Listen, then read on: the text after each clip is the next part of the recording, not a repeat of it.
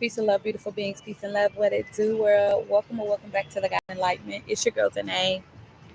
I hope all is well with y'all. I wanted to give y'all a quick message. So just so y'all know, my thing is running low. So I'm going to try to get this message out as quick as possible, okay? So y'all see the title of this message. So it is called The Veil. Um, is it protection or is it deflection? As with all things, there's always two sides to, like they say, there's two sides to every story, right? There's two sides to everything, right? So the veil is the veil 33 on the clock. When I was literally, it's 9:30 right now.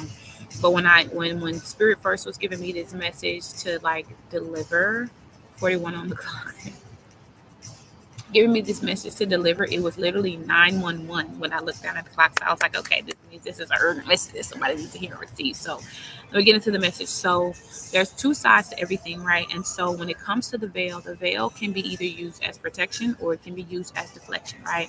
And so nothing is as we believe to be good or bad. Everything simply is what it is, and it's all about um, everything simply is what it is, and it's all about how we use it or how we allow ourselves to be used in it, right? And so the veil can be used as protection. If the veil, right, if you think about a veil, like when it comes to like a wedding, right, a wedding gown, and a wife, soon to be wife, is wearing this veil. It tends to be used as a symbol of protection because back when the veil was first created, it was believed to be a symbol of protection, 144 on the clock, a symbol of protection for the wife to be, right? Because they believed that evil spirits or entities would try to attack her or come after her on her wedding day as she walked down the aisle, right? And so the veil can be seen as a symbol of protection, right? The veil can also be a form of deflection. Deflection, when you break the word down, the word de, right, that prefix means away, and flex or flector means to bend, right? And so the word deflection literally means to bend away from, right? So if there is a veil essentially over your eyes and it's not being used for your protection again is in the name of love, in the name of respect, in the name of truth. So deflection is going to be the complete opposite of that. If the veil is being used to deflect you, that means it is taking you away from love, away from truth, away from respect, away from love, away from kindness, right? It's taking you away from reality. It's taking you away from what you need to know and see, right? Right now, there are a lot of truths that are coming to light, a lot of truths that are being revealed, a lot of truths that are coming to reality. Like a lot of people are starting to see. And I've been noticing a lot of, and Holy Spirit really wants me to speak on this. And I hope y'all can hear me. But there is a real need to speak on this, okay? There are a lot of people who have been being deflected, right? They think that they're being protected. 3, 2, 1 on the clock. They think that they're being protected, but they're actually being deflected away from the truth. And I'll give you an example. There are a lot of people who stepped into what they thought to be spiritual divinity or true divinity. 3, 3, 3 on the clock. They thought it was true divinity, but they ran into evil entities and spirits, right? So maybe they were doing tarot, maybe they were doing some type of other cleansing and spiritual work, whatever that may have been, and they ran into evil, ill will entities and beings, right? Or evil entities and spirits. And so they ran into evil entities and spirits, right? And so they ran back to what they were comfortable with. They ran back to what they thought they knew. And for some people, this was Christianity. For some people, this was some type of religion, whatever religion they may have grown up in. 411 on the clock. This may have been whatever religion that they grew up in. And so a lot of people recently have been running back to this idea of religion because they think that that's the thing that's going to protect them. That's the thing that's going to save them. But in actuality, religion is not what it has been perceived or believed to be. Okay, religion is only a part of the truth. Every religion has a piece of truth to it, right? Let me break it down like this: 444 on the clock.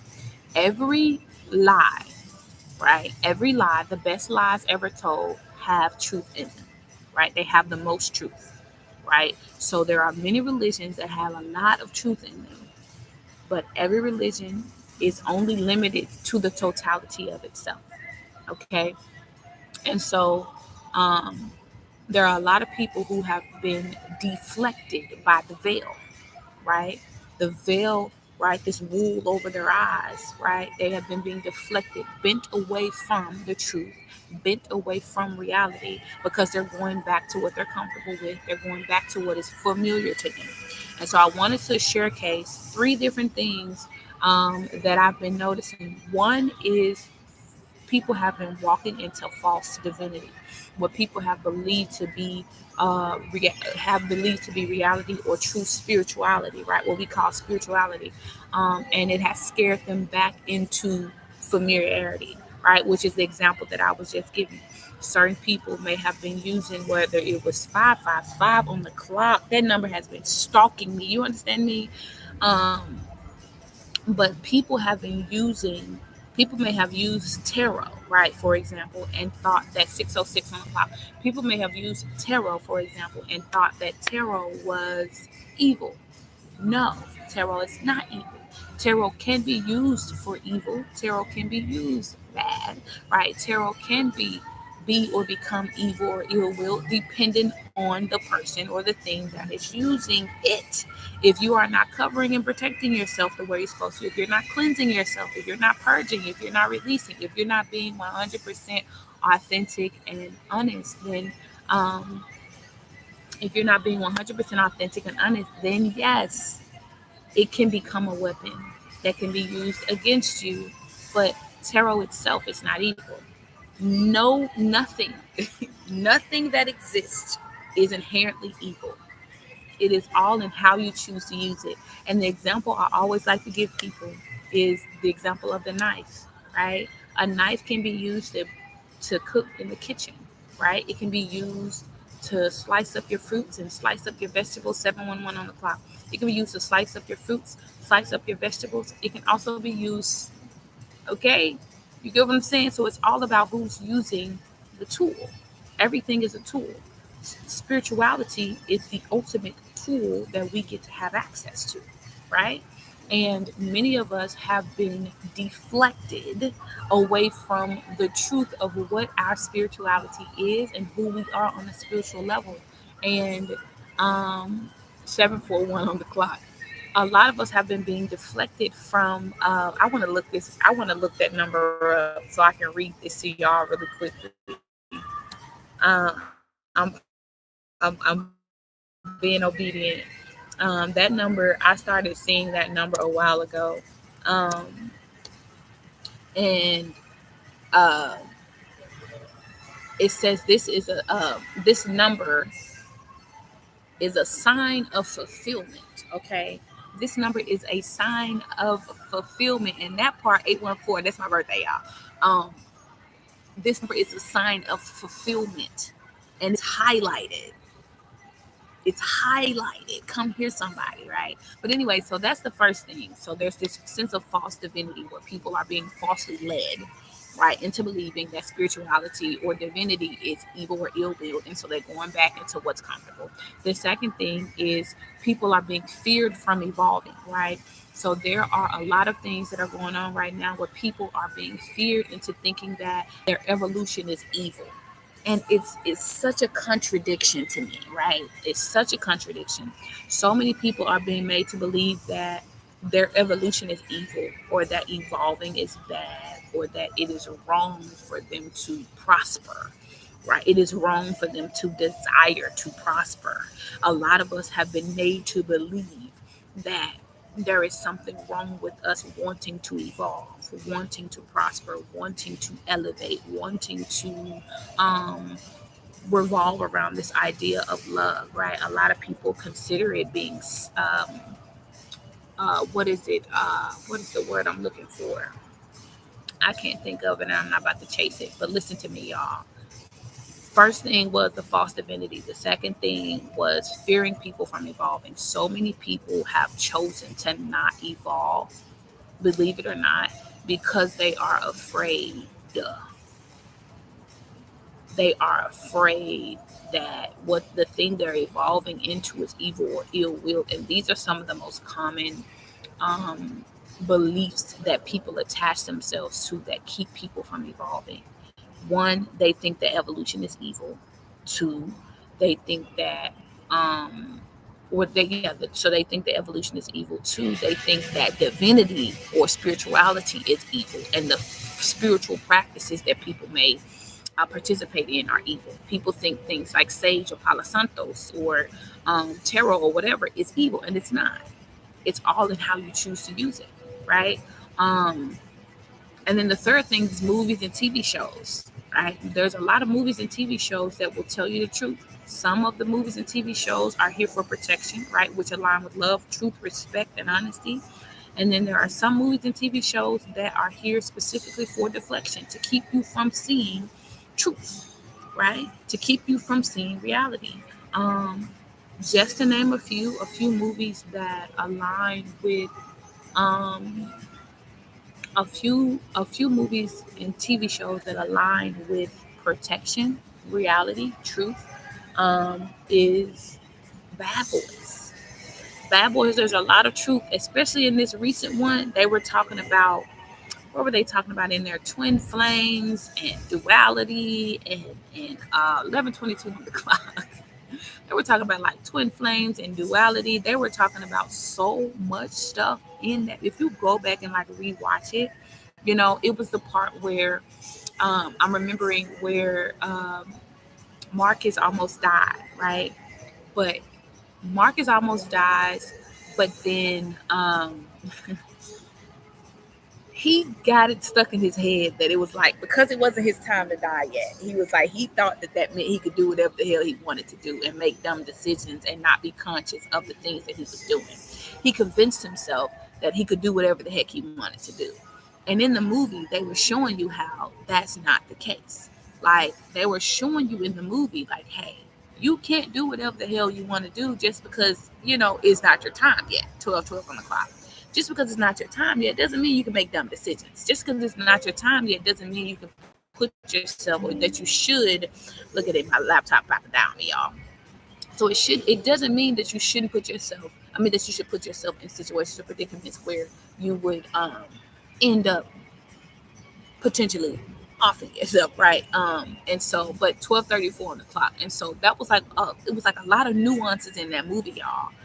Bad Boys, especially like the last two that they made.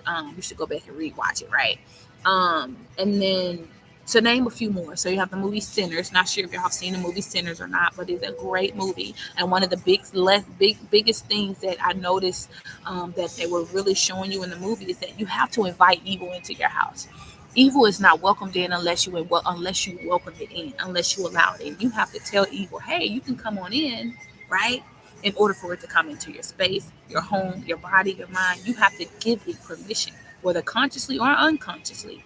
You have to give it permission in order for it to dwell in your space. The next one is The Final Destination, Bloodlines, that final movie, which I believe is going to be the final movie in the series. Love the storyline, love how they laid that all out. But that is another good movie that speaks to the veil of protection, right? And how everything works in alignment with one thing or another. Everything is in alignment. Everything is in alignment, and what is meant to be will be once you've laid your bed. Okay. And you got the TV show The 100. The 100 talks about like the blood moons and the different moons and stuff like that. It talks about the different suns. It talks about the apocalypse and the extinction of of life being inhabitable on Earth. Like The 100 is a TV show. It's a really good TV show. If you haven't seen it, you should definitely watch it. You have the TV show Under the Dome. It's about 3 seasons, I believe, and it talks about being under a dome. It's what we're doing right now, living under a dome, like literally. And it talks about the different aspects of like people, what they say, lose their mind, and how people go crazy when they realize that they don't have control of certain aspects. And there's so much stuff that happens in there. It ends up raining this acidic thing, and I don't remember what it was called. And it was like in the TV show. I'm trying to hurry up, y'all, because my laptop about to down me. But under the dome, it was so many things that happened. It was like the weather suddenly changed and it got really cold one day, and then a few days later it got really hot. And then it was like it was raining, this acidic thing that nobody could breathe in or whatever. So it like forced them to be inside for a very long time. And it was just so much going on in this TV show. Like, it was one man on there who was like really for himself. And I think the TV show really shows like how, some people are doing it for the collective while other people are doing it for themselves, right? Um, and then the TV show From is about people being stuck in this small town, and it basically talks about the loop of how certain people are stuck in the loop. If you don't learn your lesson, if you're not doing what you're supposed to be doing, right? If you get caught in certain cycles, you're going to be done, right? And then Black Panther, right? Black Panther, the movie. We love Black Panther, right? That is just a simple revelation of like who the hell we are, right? And the truth of the life that we were once living and that we are soon to be living again, right? And so some of the movies that represent Deflection recently, I'll just say Straw, right? That movie represents trauma and it's toxic as hell. I am not speaking to the acting skills, the abilities, the storylines, anything like that. The storyline is tired. It's done, right? The story has been told, and the movie itself specifically speaks to a complete deflection of mothers as a total, right? And particularly mothers who happen to be single. Um, and it minimized because the all or even most mothers aren't, whether single or otherwise, are not uh, on their last leg or like desperate. And I don't like, I'm not a mother, I don't have children yet, but I don't like how the movie depicted single mothers or motherhood of a woman who happens to also be single. And maybe it's just me, but I see things a little differently. And then of course the TV show Empire. The TV show Empire. The fact that the baby said, yes, it is, that's just a confirmation. I love when it be confirming. Okay. Anyway, Empire. Empire, Empire, Empire. So that was just confirming what I was just saying about Straw. And I was just like, it's, and then she comes in and she says, yes, it is. Okay. Period. You heard it. You heard it. Okay. But yeah, Empire is the last one. And it just depicts like this false image of love and relationships. If you've seen the TV show Empire, Cookie was like the star of the show, and she depicted this idea that women are supposed to go through all of this in order to be loved, in order to be respected, valued, to be treated with some sense of dignity. And it just simply is not the truth. I love the show for the sake of watching it because I love some good drama, right? I love drama and thriller and this and that. I just don't like the image that it portrayed in the sense of women are supposed to have to go through all that to receive love. No. And it was funny because I remember having a conversation with a twin flame years ago, and she would tell me she would have these dreams, right, of like me and my husband, and she would tell me certain things about like how she saw us in the dream, me and my husband in the dream, and I'd be like, yeah, that's not how our marriage is gonna go. And she'd be like, Demetria, marriages have problems and this, that, that. No, marriages don't have problems. There are problems that exist. And then some marriages don't know how to handle them. Me and my husband, we will flow in everything gracefully, peacefully, and respectfully. There's going to be nothing about our marriage that's going to be toxic or unhealthy or negative. Nothing. I don't speak it, decree it, or declare it over my marriage, over my life, over my union, period. Me and my husband are going to break divine, we're going to break, what is it? Generational curses, in the sense where a lot of people think that marriage, 1919 on the clock, that marriage is supposed to be some toxic, hurtful, painful, whatever thing. No, we're not. Marriage is meant to be this thing where you're supposed to be loved. Y'all, my laptop is about to die. Marriage is supposed to be this thing where you're meant to be loved, where you're meant to be cherished, where you're meant to be respected in all accounts. It's not supposed to be this thing where you're being disrespected or mistreated in any capacity, known or unknown, conscious or unconscious. And in the TV show Empire, it just doesn't reflect the reality of love, especially as it relates to what Black and brown women deserve. But that's the message, y'all. Are are the veil that you experience is the veil that you are experiencing yourself, is it a veil of protection or is it a veil of deflection? That's the message. Peace and love, beauties. Until next time. If you haven't already heard it today, you're beautiful, you're amazing, and I love you. Until next time. Deuces.